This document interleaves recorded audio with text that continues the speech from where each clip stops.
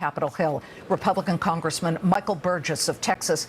Congressman, Doctor, thank you for being here. In an anonymous vote this morning, we know members voted for Steve Scalise of Louisiana over Jim Jordan of Ohio. Correct. Ultimately, the majority went to the number 2 Republican in the House, Congressman Scalise. May I ask, you don't have to answer, but whom did you vote for and why? I voted for Steve Scalise, and we were fortunate to have 2 great people who were willing to step up and serve as Speaker. But Steve carried the majority of the votes, and it's my expectation that we'll get on the floor of the House and confirm him as Speaker with 217 Republican votes. Okay. And will there be a vote today on the floor? There are a lot of questions about that. It's still a mystery. Still a mystery, kind of a mystery to me, too. When I agreed to come on this show at 3 o'clock, I knew the House was going to gavel in. I didn't realize it was going to recess so quickly. So we're good on time. You've got as much as you need. Congressman, how important and how urgent is it that the Republicans name a speaker?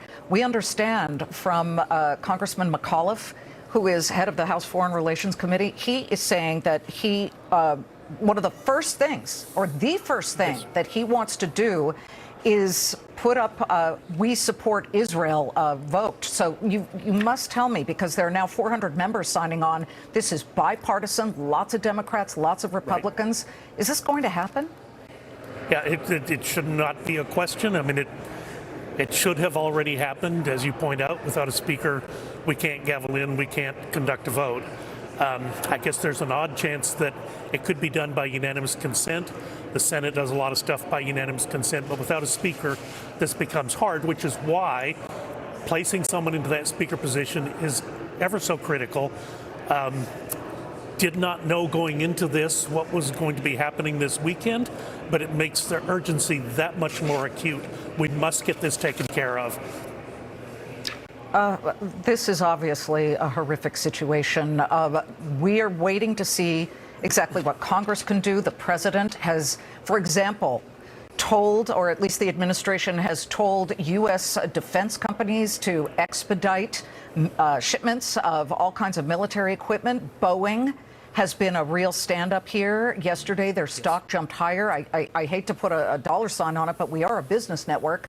It's good business to help the one democracy in the Middle East, and Boeing isn't the only one. We got Raytheon, Lockheed Martin, General Dynamics. All of them are definitely a part of this, but you know, we really want to see what the government is going to do, and on top of that, we are struggling under a huge amount of debt. And we know that there is a massive deficit. And today, Chris Waller, who's a Fed governor, said it's unsustainable at this point. What would you agree to cut from the budget?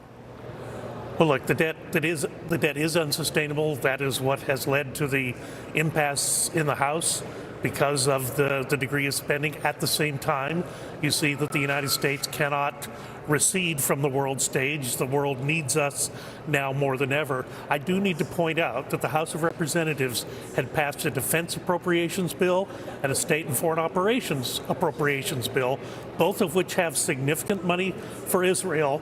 They are sitting over in the Senate ready to go. If the Senate would pick up and pass our bills, they could be on their way down to the president for signature before the sun goes down today.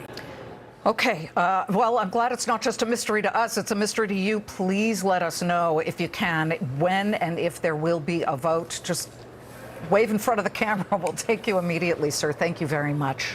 Thank you.